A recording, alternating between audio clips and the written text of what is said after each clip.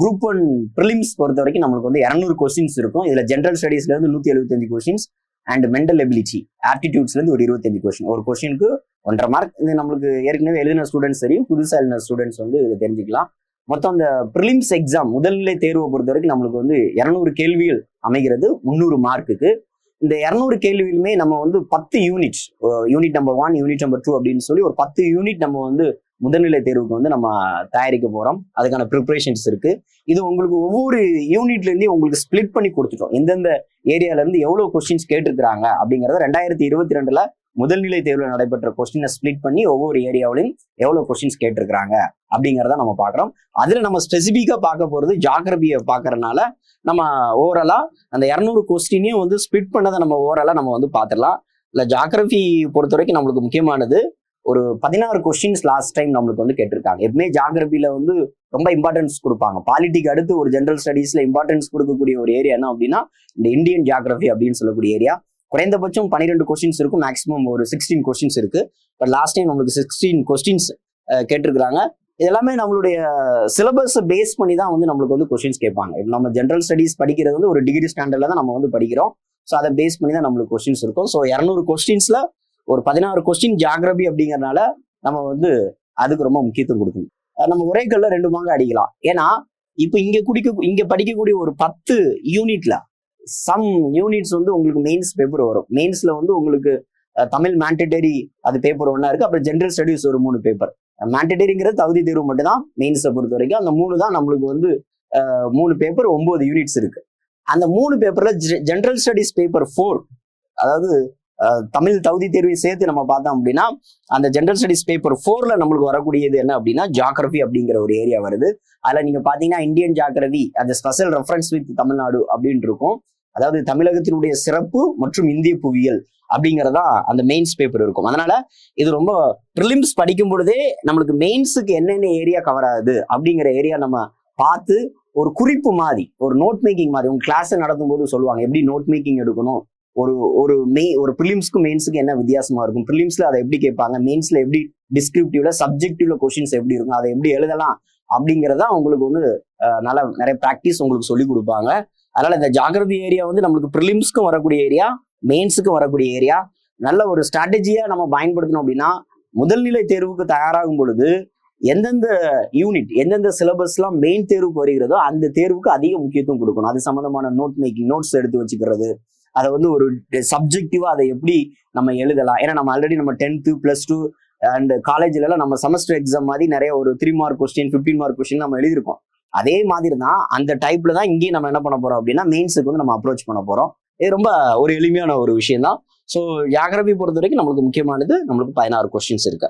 அடுத்து next, so ஜியோகிராபில இருக்கக்கூடிய syllabus, நம்மளுக்கு சிலபஸ் அப்படிங்கிறது ரொம்ப இப்போ எந்த ஒரு பாடத்திட்டத்துக்கும் புதுசா ப்ரிப்பேர் பண்றவங்க, ஏற்கனவே ப்ரிப்பேர் பண்ணிட்டு இருக்கிறவங்க, நமக்கு முக்கியமானது என்ன அப்படின்னா 2 விஷயம் தான் ரொம்ப முக்கியமானது நம்ம டிஎன்பிஎஸ்சி குரூப் 1 எக்ஸாம் ப்ரிப்பேர் பண்றதுக்கு. ஒண்ணு, அந்த எக்ஸாமுக்கான சிலபஸ் என்ன அப்படிங்கறது ஒரு விஷயம் நம்ம தெரிஞ்சிருக்கணும். ஏன்னா நம்ம ஒவ்வொரு சாப்டரா படிக்கும் பொழுது அதை ப்ரிப்பேர் பண்ணும் பொழுது இந்த சிலபஸ்ல இருக்கா அப்படிங்கறத நம்ம என்ஷூர் பண்ணிட்டு தான் நம்ம அதை வந்து நம்ம படிக்க ஆரம்பிக்கணும். அந்த வகையில நம்மளுக்கு வந்து சிலபஸ் இருக்கும். 2வது முக்கியமானது என்ன அப்படின்னா கொஸ்டின். இதுக்கு முன்னாடி முடிஞ்ச கொஸ்டின்ஸ் எப்படி இருக்கு, அந்த சிலபஸை பேஸ் பண்ணி தான் கொஸ்டின் கேட்டிருக்காங்களா, கொஸ்டின் ரொம்ப ஹார்டா இருக்கா, இல்ல நம்மளுக்கு நார்மலா நம்ம படிக்கக்கூடிய புக்ஸ்ல இருக்கா, அப்புறம் வேற என்னென்ன கண்டென்ட்லாம் அடிஷனலா ப்ரிப்பேர் பண்ணணும் அப்படிங்கிறத கொஸ்டின் அனலைஸ் பண்ணும்போது நம்மளுக்கு தெரிஞ்சிடும். ஸோ சிலபஸ் அண்ட் கொஸ்டின்ஸ் இந்த 2மே நம்மளுடைய ப்ரிப்பரேஷன்ல ரொம்ப முக்கியமான ஒண்ணு. ஸோ நம்ம ஜியோகிராபியை பொறுத்த வரைக்கும் என்னென்னலாம் நம்மளுக்கு வருது, ஒண்ணு லொகேஷன், இந்தியாவுடைய அமைவிடம் அப்படிங்கிறது நம்மளுக்கு வருது. ஸோ இந்தியா வந்து நம்மளுடைய யூனிவர்ஸ்ல நம்ம பிரபஞ்சம் அப்படின்னு சொல்லுவோம். நம்மளுக்கு ஒரு அட்ரஸ் இருக்கு மாதிரி நம்ம எர்த்துக்கு ஒரு அட்ரஸ் இருக்கு, இந்தியாவுக்கு ஒரு அட்ரஸ் இருக்கு. பொதுவாக யூனிவர்ஸ் அல்லது பிரபஞ்சம் அப்படின்னு சொல்லுவோம். இந்த ஸ்டடி டீல்ஸ் வித் காஸ்மாலஜி, அதுதான் நம்ம யூனிவர்ஸ் அப்படின்னு சொல்றது. யூனிவர்ஸ் எல்லாமே வந்து கேலக்சி அப்படின்னு சொல்லுவோம். அந்த கேலக்சில தான் நம்ம வந்து என்ன உருவாயிருக்கும் அப்படின்னா இந்த யூனிவர்ஸ் எல்லாம் உருவாயிருக்கும். கேலக்சி அப்படிங்கிறது குரூப் ஆஃப் ஸ்டார், நட்சத்திர கூட்டங்களுடைய தொகுப்பு. அதுல ஒரு நட்சத்திர கூட்டம் சோலார் சிஸ்டம். அந்த சோலார் சிஸ்டத்துல சூரியன் இருந்து இருக்கக்கூடிய 3வது யார் அப்படின்னு சொல்லி கேட்டீங்கன்னா நம்ம பூமி. அந்த பூமியில இந்தியாவுடைய லொகேஷன்ஸ் எங்க இருக்கு அப்படிங்கிறதா, அதனுடைய லாட்டிடியூட் என்ன, அதனுடைய லாங்கிடியூட் அச்சரேகை பரவல் என்ன, அதனுடைய தீர்க்கரேகை பரவல் என்ன, சரியா, இந்தியாவுடைய பவுண்டரிஸ் எவ்வளவு இருக்கு, இந்தியாவுடைய நெய்பர்ஹுட் கண்ட்ரி என்ன, இந்தியாவுல எந்தெந்த ஸ்டேட்ஸ் எல்லாம் பவுண்டரியா இருக்கு அப்படிங்கிற ஏரியா எல்லாமே இந்த ஏரியால நம்மளுக்கு வரக்கூடியது. ஸோ இந்த ஏரியாவை நம்ம பார்த்துட்டோம் அப்படின்னாலே இந்தியாவுடைய லொக்கேஷன் எங்க, இந்தியாவுடைய டோட்டல் சர்ஃபேஸ் ஏரியா என்ன அப்படிங்கிறது எல்லாமே நம்மளுக்கு வந்து தெரிஞ்சிடும். அதுல முக்கியமா இந்த லாட்டிடியூட் லாங்கிடியூட் அப்படிங்கிறதுல நம்மளுக்கு வந்து இதுக்கு முன்னாடி டிஎன்பிசில இருந்து நம்மளுக்கு குரூப் 1 ப்ரிலிம்ஸ்ல நம்மளுக்கு வந்து கேள்வி வந்து கேட்டிருக்கிறாங்க. ரெண்டாவது, இந்தியாவுடைய இயற்கை அமைவுகள், பிசிக்கல் ஃபியூச்சர்ஸ் அப்படின்னு சொல்லுவாங்க. இந்தியாவில் ஒரு 6 வகையான இயற்கை அமைவுகள் வந்து இந்தியாவில் இருக்கு. நார்தர்ன் மவுண்டெயின்ஸ் நம்ம ஏற்கனவே நம்ம படிச்சதான் சின்ன வயசுல. வடமலைகள், அப்புறம் நார்தர்ன் பிளைன்ஸ் அப்படின்னு சொல்லக்கூடிய வடபெரும் சமவெளிகள், அப்புறம் கோஸ்டல் பிளைன்ஸ், அப்புறம் கடற்கரை சமவெளிகள், அப்புறம் பிளாட்டூஸ், பீடபூமிகள், ஐலாண்ட், தீவுகள், அப்புறம் பாலைவனம் அப்படின்னு சொல்றது, இந்த கிரேட் இந்தியன் டெசார்ட்ஸ் அப்படின்னு சொல்லக்கூடியது. ஏறக்குறைய நம்மளுக்கு இது எல்லாம் சேர்த்துதான் இந்தியாவுடைய இயற்கை அமைவுகள். இப்ப இந்த ஏரியாவில இருந்து பாத்தீங்கன்னா ஹிமாலயா ரீஜன்ல இருந்து ஒரு கொஸ்டின்ஸ் கேட்டிருக்காங்க லாஸ்ட் ப்ரிலிம்ஸ்ல. ஸோ ஹிமாலயா மவுண்டன்ஸை வச்சு ஒரு கொஸ்டின்ஸ் கேட்டிருக்காங்க. இன்னொரு டெசர்ட்டை வச்சு என்ன பண்ணியிருக்காங்கன்னா ஒரு கொஸ்டின்ஸ் கேட்டிருக்காங்க. இந்த ஏரியால இருந்தே நம்மளுக்கு வந்து கேள்விகள் வந்து வந்துள்ளது. ஸோ இந்த 6 பிசிக்கல் ஃபியூச்சர்ஸையும் நம்ம நல்லா எஸ்டாப்ளிஷ் பண்ணி நம்ம படிச்சிட்டோம் அப்படின்னா யூஸ்ஃபுல்லா இருக்கும். இதுலயே மெயின்ஸ்ல கூட இதுல நிறைய கொஸ்டின்ஸ் கேட்பாங்க. என்ன கேட்பாங்க அப்படின்னா, இந்தியாவில வந்து மவுண்டெயின், நம்மளுடைய ஹிமாலயா மவுண்டெயின்ஸ் இருக்கிறதுனால என்ன கிளைமேட் இம்பாக்ட் இருக்கு, நம்மளுடைய சதர்ன் வெஸ்ட் மான்சூன்ல அதனுடைய ரோல் என்ன அப்படிங்கிற மாதிரி நம்மளுக்கு வந்து கேள்விகள் நம்மளுக்கு மெயின்ஸ்லேயே வரும். ஸோ ப்ரிலிம்ஸும் மெயின்ஸ்ல இருந்தும் இந்த ஏரியா ரொம்ப முக்கியமான ஒரு சப்ஜெக்ட். அடுத்து மான்சூன் அப்படின்னு சொல்லக்கூடியது நம்மளுக்கு பருவமழை அப்படின்னு சொல்றது. நம்ம இந்தியாவை பொறுத்த வரைக்கும் 2 மான்சூன் இருக்கு. ஒன்று வந்து சவுத் வெஸ்ட் மான்சூன், இன்னொன்று நார்த் ஈஸ்ட் மான்சூன், தென்மேற்கு பருவக்காற்று, இன்னொன்று வடகிழக்கு பருவக்காற்று. ஸோ அது எப்படி ஆரிஜினேட் ஆகுது, அதனுடைய மெக்கானிசம் எப்படி இருக்கு, இந்தியாவில் எங்கெங்கெல்லாம் ரெயின்ஃபால் கிடைக்குது அப்படிங்கிறது எல்லாமே இந்த ஏரியால நம்ம வந்து ஸ்டடி பண்ணக்கூடியது. இதுவும் ஒரு ப்ரிலிம்ஸ்ல ஆஸ்பெக்ட்ல இதுவும் ஒரு முக்கியமான ஒரு விஷயம் தான். அடுத்து பாத்தீங்கன்னா ரெயின்ஃபால், மழைப்பொழிவு அப்படின்னு சொல்றது. நம்ம வந்து மழைப்பொழிவை 3 தான் பிரிக்கலாம். கன்வெக்ஷனல் பிரெசிபிடேஷன்ஸ் அப்படின்னு சொல்றது. கன்வெக்ஷனல் பிரெசிபிடேஷன் வெப்பசலன மழை. ரெண்டாவது சைக்ளோனிக் பிரெசிபிடேஷன் அப்படின்னு சொல்றது, புயல் மழை அப்படின்னு சொல்லுவாங்க.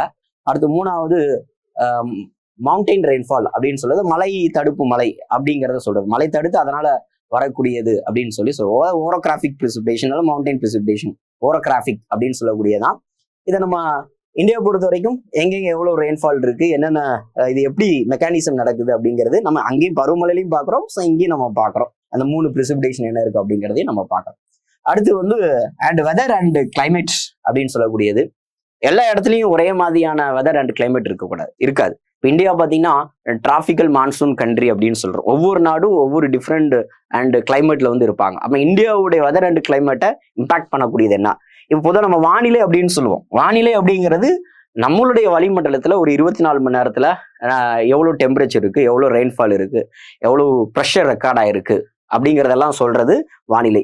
அதாவது காலநிலை அப்படின்னா என்ன அப்படின்னா, ஒரு வானிலை எடுத்துக்கிறோம், ஒரு வெதர் ரிப்போர்ட் எடுத்துக்கிறோம், ஒரு 25 to 35 இயர்ஸ் நம்ம ஆவரேஜ் பார்க்குறோம், சராசரி பார்க்குறோம். அப்படி சராசரி பார்க்கும் பொழுது நம்மளுக்கு தெரிஞ்சிடும் இந்தியாவுடைய ஆண்டு சராசரி வெப்பம் எவ்வளவு, இந்தியாவுடைய ஆண்டு சராசரி மழையளவு என்ன அப்படிங்கிறது நமக்கு தெரிஞ்சிடும்.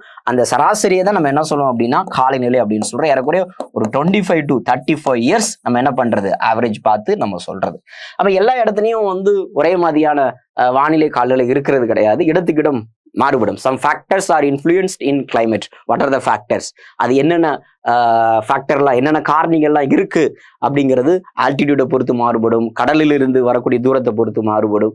அது என்னென்ன மாறுபடுகிறது, எப்படி மாறுபடுகிறது அப்படிங்கிறது ஏரியா பார்ப்போம். இதுவும் ரொம்ப முக்கியமானது. ஸோ ப்ரிலிம்ஸ் ஓரியன்டாகவும் கொஸ்டின்ஸ் கேட்பாங்க அண்ட் மெயின்ஸ் ஓரியன்டாகவும் இந்த ஜியோகிரபியில் பர்டிகுலரா இந்த கிளைமேட்ல இருந்து நம்மளுக்கு நிறைய கொஸ்டின்ஸ் வந்து நம்மளுக்கு வந்து வரக்கூடியது.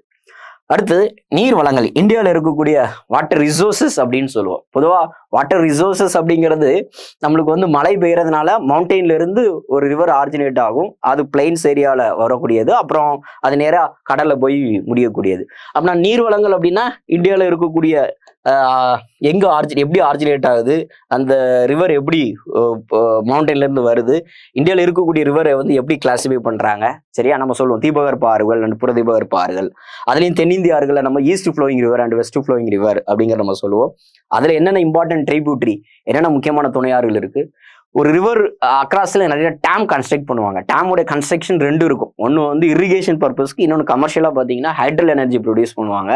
அது எங்கெங்க இருக்கு அப்படிங்கிறதெல்லாம் பார்க்கலாம். இப்போ இதுல கூட ஒரு கொஸ்டின்ஸ் இருந்தது. அஸ்தாமுடி லேக்னு ஒரு லேக் இருக்கு, அது வந்து கேரளாவில் கொல்லம் டிஸ்ட்ரிக்ட்ல இருக்கு. அது எங்க இருக்கு அப்படின்னு சொல்லி நம்ம ப்ரிலிம்ஸ்ல வந்து நம்மளுக்கு வந்து கொஸ்டின்ஸ் கேட்டிருக்காங்க.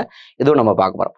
அடுத்து இந்தியாவில் இருக்கக்கூடிய சாயில்ஸ். இந்தியாவில் ICAR, Indian council of and agriculture research institute, ICAR இந்தியாவில் இருக்கக்கூடிய சாயில்ஸை ஒரு 8 வகையாக பிரிச்சிருக்காங்க. ஒரு 8 கிளாசிபிகேஷன் இருக்கு. இப்போ நம்ம சாயில்ஸ் படிக்கும்போது அந்த சாயில்ஸ் அந்த நிறத்தில் இருக்கிறதுக்கு என்ன காரணம், அதில் இருக்கக்கூடிய மினரல்ஸ் எது ரிச்சா இருக்கு, எது புகரா இருக்கு, அது எந்தெந்த கிராப்ஸுக்கு வந்து சூட்டபிளா இருக்கு, அந்த சாயில் வந்து எங்கெங்க ஸ்ப்ரெட் ஆயிருக்கு, டிஸ்ட்ரிபியூஷன் அப்படின்னு சொல்லக்கூடியது, அது எல்லாமே நம்மளுக்கு இந்த ஏரியாவில் நம்மளுக்கு வந்துடும். அப்புறம் இந்தியாவில் இருக்கக்கூடிய மினரல்ஸ் அண்ட் நேச்சுரல் ரிசோர்சஸ் அப்படின்னு சொல்லக்கூடியது. இதுல நம்மளுக்கு வந்து மினரல்ஸ் அப்படிங்கிறத நம்ம வந்து மெட்டாலிக், நான் மெட்டாலிக் அப்படின்னு சொல்லலாம். சரியா? ஸோ அதுல என்னென்ன மினரல்ஸ் இருக்கு, அதனுடைய டெபாசிட்ஸ் இந்தியாவில் எங்கெங்க அதிகமா இருக்கு அப்படிங்கிற நார்மலா நம்ம வந்து படிக்கக்கூடியது. இதுல அதிகமா எங்க ஃபோக்கஸ் பண்ணுவாங்கன்னா நேச்சுரல் ரிசோர்ஸ்ல அதிகமா ஃபோக்கஸ் பண்ணுவாங்க. இயற்கை வளங்கள். பொதுவாக நம்ம இயற்கை வளங்களை 2 தான் பிரிக்கலாம். ஒன்று வந்து ரெனியூபிள் எனர்ஜி, நான் ரெனியூபிள் எனர்ஜி, புதுப்பிக்கத்தக்க இயற்கை வளங்கள், புதுப்பிக்க இயலாதது அப்படிங்கிற நம்ம பிரிக்கலாம். இப்போ இந்த திருப்பி நீங்க ப்ரிலிம்ஸ்ல பாத்தீங்கன்னா ஸ்பெசிபிக்கா இதுல 2 கொஸ்டின்ஸ் நேச்சுரல் ரிசோர்ஸை வச்சு கேட்டிருக்கிறாங்க. இன்டர்நேஷனல் சோலார் அலையன்சஸ் ஒன்று கேட்டிருக்கிறாங்க. அப்புறம் நேஷனல் சோலார் மிஷன்ஸ் அப்படிங்கிறதையும் இந்த ப்ரிலிம்ஸ்ல நம்மளுக்கு வந்து கொஸ்டின்ஸா வந்து வந்திருக்கு. ஸோ புதுப்பிக்கத்தக்க இயற்கை வளங்கள், புதுப்பிக்க இயலாத இயற்கை வளங்கள். புதுப்பிக்க இயலாததுன்னா ஒரு முறை நம்ம பயன்படுத்தினா அதுல இருந்து மீண்டும் அந்த ரிசோர்ஸை பயன்படுத்தி எனர்ஜியை நம்ம ப்ரொடியூஸ் பண்ண முடியாது. நிலக்கரியை எரிக்கலாம், ஒரு முறை தான் எரிக்க முடியும். பெட்ரோலை ஒரு முறை தான் எரிக்க முடியும். புதுப்பிக்கக்கூடியது அப்படின்னா அதை எத்தனை முறை வேண்டுமானாலும் மீண்டும் மீண்டும் பயன்படுத்தலாம். பெஸ்ட் எக்ஸாம்பிள் சூரிய ஒளி ஆற்றல். சூரியன் இருக்கிறதையும் நம்ம அந்த ஆற்றலை வந்து நம்ம பயன்படுத்திட்டே இருக்கலாம். அப்புறம் விண்டு மில்ஸ், காற்றாலை மூலமான மின்சாரம் தயாரிக்கக்கூடியது. ஸோ அது சம்பந்தமான கேள்விகள் நம்மளுக்கு இதுல இருந்து வரக்கூடியது. இது ப்ரிலிம்ஸ் ஓரியன்டாவும் ரொம்ப முக்கியமானது, மெயின்ஸ் ஓரியன்டாவும் இந்த நேச்சுரல் ரிசோர்சஸ் அப்படிங்கிற ஐடியா ரொம்ப முக்கியமானது. அடுத்து இந்தியாவில் இருக்கக்கூடிய காடுகள் மற்றும் வன உயிரினங்கள் அப்படிங்கிற ஒரு சாப்டர். அண்ட் இந்தியாவில் என்னென்ன டைப்ஸ் ஆஃப் ஃபாரஸ்ட்ல இருக்கு, அண்ட் டிராபிக்கல் எவர்கிரீன் ஃபாரஸ்ட், வெப்பமண்டல பசுமை மர காடுகள், அண்ட் டெசிடியஸ் ஃபாரஸ்ட், இலையுதிர் காடுகள், சரியா, த்ரோன் ஃபாரஸ்ட், முட்புதர் காடுகள் அப்படின்னு சொல்லி டைப்ஸ் ஆஃப் என்னென்ன ஃபாரஸ்ட்ல இருக்கு, அந்த ஃபாரஸ்டுடைய சிறப்பு பண்புகள் என்ன, அது எங்கெங்க டிஸ்ட்ரிபியூட் ஆயிருக்கு, இதெல்லாம் நம்மளுக்கு வந்து கடந்த டிஎன்பிசி எக்ஸாம்ல நம்மளுக்கு வந்து கேட்ட வினாக்கள். அப்புறம் வந்து இந்தியாவில் இருக்கக்கூடிய வன உயிரினங்கள் அப்படிங்கிறது அது மேக்சிமம் பார்த்தீங்கன்னா அதை ப்ரொடெக்ட் பண்றதுக்கு தனியாக ஒரு இடத்த நம்ம வச்சிருக்கோம். நேஷனல் பார்க் அப்படின்னு சொல்லுவோம்.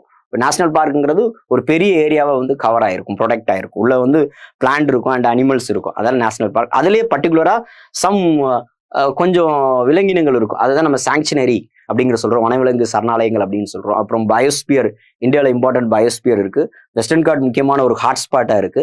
அது எங்க இருக்கு அப்படிங்கிறது எல்லாமே, எந்தெந்த ஏரியால எங்கெங்க இருக்கு அப்படிங்கிறது எல்லாமே நம்ம இந்த வன உயிரினங்கள்ல பார்க்கலாம். அது சம் ஆக்ட் இதுல வரும், நம்ம நிறைய படிப்போம். வைல்ட் லைஃப் ப்ரொடெக்ஷன் ஆக்ட், வன உயிர்கள் பாதுகாப்பு சட்டம், அப்புறம் ப்ராஜெக்ட் எலிஃபென்ட், ப்ராஜெக்ட் டைகர், அதெல்லாம் அதை எந்தெந்த இயர் லான்ச் பண்ணாங்க அப்படிங்கிறத டிஎன்பிசியில நம்மளுக்கு வந்து கேள்விகள் வந்து கேட்பாங்க. அடுத்து இந்தியாவில் இருக்கக்கூடிய வேளாண் முறைகள், அக்ரிகல்ச்சர் பேட்டர்ன் இன் இந்தியா அப்படின்னு சொல்றது வேளாண் முறைகள். அக்ரிகல்ச்சர் பேட்டர்ன் அப்படின்னா இந்தியாவை பார்த்தீங்கன்னா ஒரு விவசாயம் சார்ந்த நாடு. ஆரம்ப காலகட்டத்தில் இந்தியா சுதந்திரம் முடிஞ்சதுக்கு அப்புறம் நம்ம வந்து 80% மக்கள் வந்து விவசாயத்தில் ஈடுபட்டு இருந்தாங்க. இப்போ இன்னைக்கு நம்ம ஆவரேஜா பார்த்தீங்கன்னா ஏறக்குறைய ஒரு 60% people are involve in agriculture and allied sector அப்படின்னு சொல்லலாம். ஸோ இந்த அக்ரிகல்ச்சர் வந்து எப்படி நம்ம வந்து எந்தெந்த மெத்தடெல்லாம் நம்ம வந்து ஃபாலோ பண்ணிட்டு இருந்தோம் அப்படிங்கிறதெல்லாம் நம்ம பார்க்கலாம். ஜூம் கல்டிவேஷன் ஒன்று வரும், இந்தியாவில் இருக்கக்கூடிய பழமையான விவசாய முறை அப்படின்னு சொல்லி வரும். ஸோ அப்புறம் இன்டென்சிவ் ஃபார்மிங்னா என்ன, தீவிர வேளாண்மைனா என்ன, எக்ஸ்டென்சிவ் ஃபார்மிங்னா என்ன, சரியா, அதெல்லாம் இந்த ஏரியாவில் வந்து வரக்கூடியது. அதுக்கப்புறம் நிறைய அக்ரிகல்ச்சர் ரிலவெண்டா என்னென்ன ரெவல்யூஷன் நம்ம ஸ்டார்ட் பண்ணோம், கிரீன் ரெவல்யூஷன், எல்லோ ரெவல்யூஷன்ஸ், அது எல்லாமே இந்த ஏரியாவில் வரக்கூடியது. அது ஒரு முக்கியமான ஏரியா. அடுத்து அதை நம்ம அது ஃபுல்லாக நம்ம கவர் பண்ணிட்டோம். இந்த இந்தியன் ஜியாகிரபியை பொறுத்த வரைக்கும் இந்த ஏரியா பார்த்தீங்கன்னா அப்படியே நம்மளுக்கு டிட்டோ. இந்த ஏரியா எல்லாமே வந்து நம்மளுக்கு வந்து எங்கே வரும் அப்படின்னா மெயின்ஸில் நம்மளுக்கு வந்துடும். இந்த area prelims and come mains, இந்த ஏரியா வந்து இன்க்ளூட் நம்மளுக்கு வந்து வந்துடும். அப்புறம் நெக்ஸ்ட் பார்க்கும்பொழுது இந்த ஏரியா நம்மளுக்கு வராது. இந்த போக்குவரத்து தகவல் தொடர்பு அப்படிங்கிறது மெயின்ஸுக்கு வராது, நம்மளுக்கு ப்ரிலிம்ஸ் மட்டும் உண்டு. ஸோ இது நம்மளுக்கு மெயின்ஸுக்கு வரும். சோசியோ ஜியாகிரபி அப்படிங்கிறது இது நம்மளுக்கு வந்து மெயின்ஸ்ல வந்து வரக்கூடியது. இது கவர் ஆகும், இந்த ஏரியா கவர் ஆகும். ஓகேவா? ஸோ இந்த ஏரியா வந்து நம்ம வந்து சோசியோ எக்கனாமிக் இஷ்யூஸ்லையும் நம்ம படிச்சுக்கலாம். ஸோ இங்கேயும் நம்ம வந்து படிச்சுக்கலாம், 2 இடத்துலையும் படிச்சுக்கலாம். சரி, இந்தியாவில் இருக்கக்கூடிய என்னென்ன இம்பார்ட்டன்ஸ் டிரான்ஸ்போர்ட்டேஷன் அண்ட் கம்யூனிகேஷன்ஸ் அப்படிங்கிறது நம்ம பார்க்குறோம். டிரான்ஸ்போர்ட்டேஷனா நிறையா இருக்கு. Land transportation and water transportation. வாட்டர்லேயே பார்த்தீங்கன்னா இன்லேண்ட் வாட்டர் அண்ட் நம்ம போர்ட் மூலமாக பண்ணக்கூடியது, கடல் மூலமாக நம்ம பண்ணக்கூடிய டிரான்ஸ்போர்ட்டேஷன்ஸ் இருக்கு, அப்புறம் ரயில்வே டிரான்ஸ்போர்ட்டேஷன்ஸ் இருக்கு. அதுக்கு வரும் தகவல் தொடர்பு. இன்னைக்கு நம்ம ரொம்ப நிறைய அப்டேட் ஆயிட்டோம். பாத்தீங்கன்னா இன்னைக்கு வந்து 5G வந்துருச்சு. 5Gக்கு அப்புறம் நம்ம ரொம்ப ஆர்டிஃபிஷியல் இன்டெலிஜென்ஸ் ஏஐ அப்படிங்கிற டெக்னாலஜி வந்துட்டோம். நிறைய ChatGPT பயன்படுத்துறோம்.